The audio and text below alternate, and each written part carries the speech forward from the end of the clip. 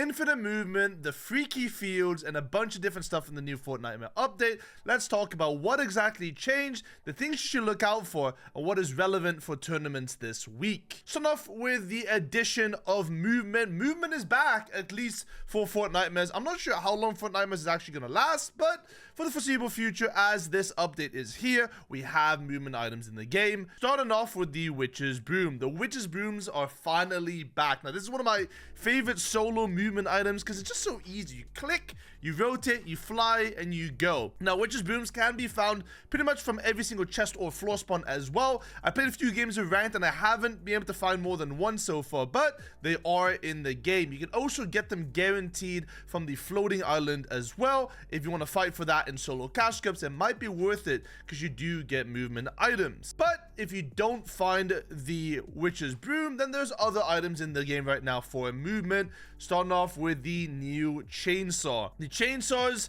are kind of insane. They are basically infinite movement with the way that they work. They do have a slight cooldown and they have a health bar that basically goes down as you use it, but it will reset. It is basically infinite movement all across the map. Now, you are probably susceptible to being beamed by using them, but they do go quite quickly. And more importantly, the bigger thing is that you can break through every single build possible. And I know what you're wondering, every single build possible. No chance, right? No way Epic would add another item where it breaks builds just by clicking a button. Nitro. Yes, the chainsaws break through builds, probably even faster than Nitros, because if they go on a wall and you do the right click, it just breaks through it. I tried this on wood, tried this on brick, I tried this on metal. You will demolish a full metal box in seconds. And on top of that, even if the person on the other side is turbo building, you will also guaranteed phase into the box, as you can see with the clips that I'm showing right now.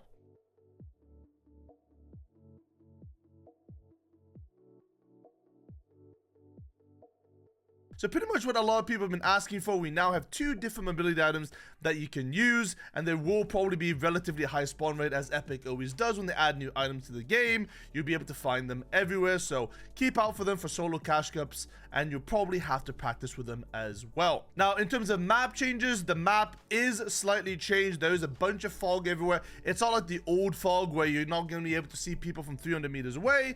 The fog is just generally in the area. The game is very, very dark.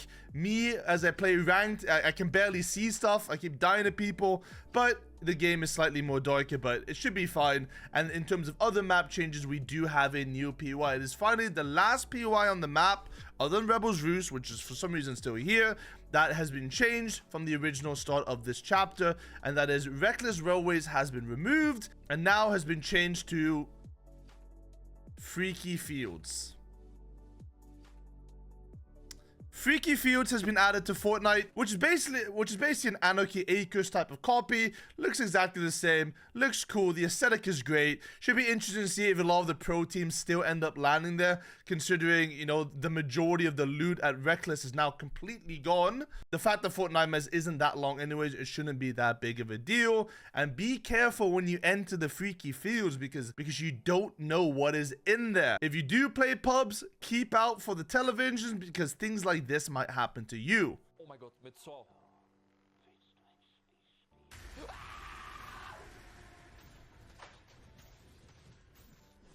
Now, if that wasn't spooky enough, there is apparently a new schizophrenia update added to the game as well, as you just hear random footsteps around the map. Now, I'm not so sure if this is a bug, but I was playing ranked and I just kept seeing random footsteps, and going back into replays, there's literally nobody there. So that might be a cause for concern when you play solo cash this week, because you're just constantly going to be hearing footsteps or seeing footsteps when you visualize audio, which might be slightly annoying. In terms of the other weapons added to Fortnitemares, we also have the new Boom Billy item, which is basically a bike that follows you around and explodes on impact. This is not in competitive.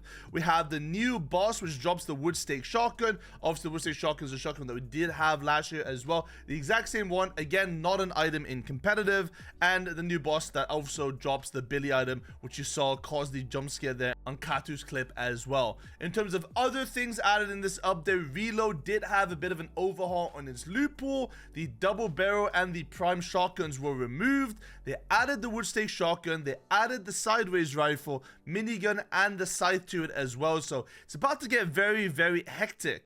On top of that, the rocket launcher was also replaced with the pumpkin launcher, and you will be able to get the witch's broom in that game mode as well. I'm not fully sure if this also relates to competitive, but as far as I know, the pub loot pool for reload and the ranked and competitive loot pool for reload is exactly the same.